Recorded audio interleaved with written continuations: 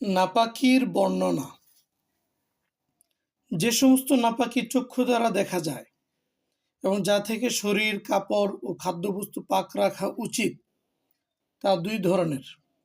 এক, নাজাসাতে গলিজা, অর্থাৎ যে নাপাকির হুকুম শক্ত। দুই, নাজাসাতে খফিফা, যার হুকুম কিছুটা হালকা। এই দুইটা শব্দ আমাদের মনে রাখতে হবে।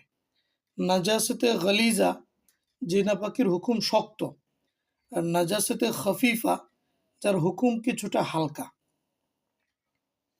মানুষের মলমূত্র, মানুষ ও প্রাণীর রক্ত, প্রাণী বলতে পশু পাখি যা আছে সব,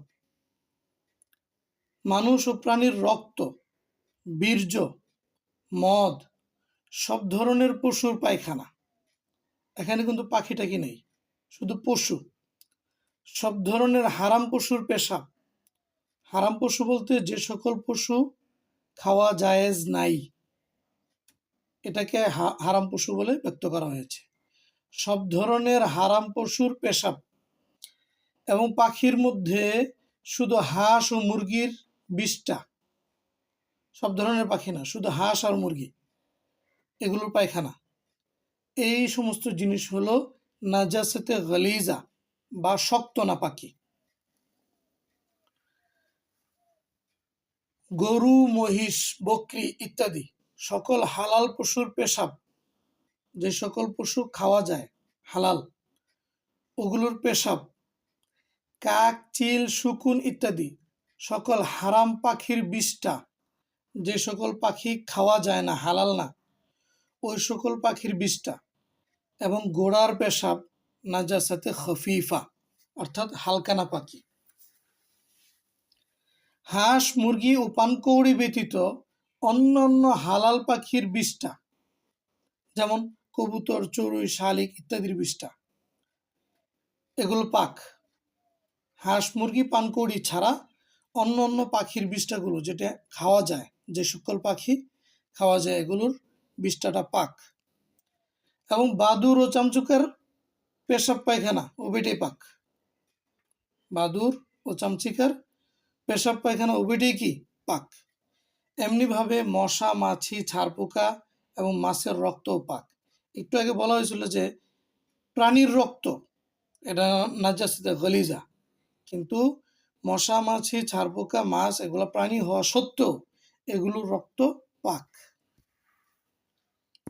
নাজাসাতে গলিজার মধ্যে যেগুলো তরল, পানিওয়ালা, পানি জাতীয়, যেমন রক্ত, পেশাব ইত্যাদি, তা 1 দিরহাম পর্যন্ত শরীর বা কাপড়ে লাগলে মাফ আছে, অর্থাৎ তা না ধুয়ে নামাজ পড়লে নামাজ হয়ে যাবে, তবে বিনা উজরে স্বেচ্ছায় এরূপ করাটা মাকরুহ।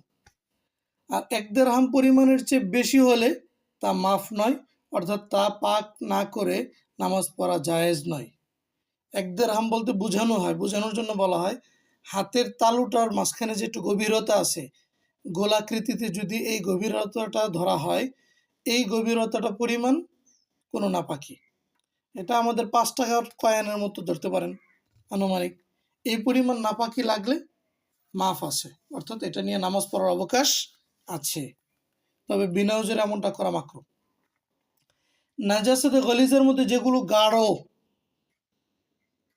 এতক্ষণ বলা হয়েছে পাতলাটা, পানীয়টা, এখন হলো গাঢ়, যেমন গোবর, পায়খানা ইত্যাদি, তা 1 সিকি পরিমাণ পর্যন্ত কাপড় বা শরীরে লাগলে মাফ। মাফ হওয়ার অর্থ আগে বলা হয়েছে, তার চেয়ে অধিক পরিমাণ লাগলে মাফ নয়। অর্থাৎ এই পরিমাণ নাপাকি নিয়ে নামাজ পড়ার অবকাশ আছে, তবে বিনা উজরে এমনটা করাটা মাকরুহ।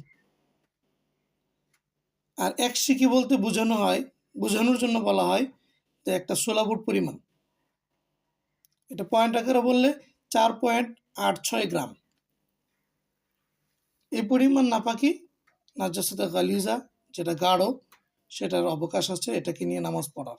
তার চেয়ে বেশি হলে তার দ্বারা নামাজ পড়া যাবে না ধৌত করা ছাড়া। নাজাসাতে খফিফা শরীর বা কাপড়ে লাগলে যে অঙ্গে লেগেছে তার 4 ভাগের 1 ভাগের কম হলে মাফ, আর পূর্ণ 4 ভাগের 1 ভাগ বা আরও বেশি হলে মাফ নয়। বোঝানোর জন্য বলা হচ্ছে জামার হাতা, কলি, কাপড়ের আঁচল, পায়জামার দুই পায়ের প্রত্যেকটা আলাদা আলাদা ভিন্ন ভিন্ন অংশ বলে গণ্য হবে। অর্থাৎ যেমন পাঞ্জাবির হাতাটা, এই হাতাটা একদম শুরু থেকে শেষ পর্যন্ত এটাকে 4 ভাগ করা হবে। এর 1 ভাগের কম যদি নাজাসাতে খফিফা লাগে তাহলে এটা নিয়ে নামাজ পড়ার অবকাশ আছে।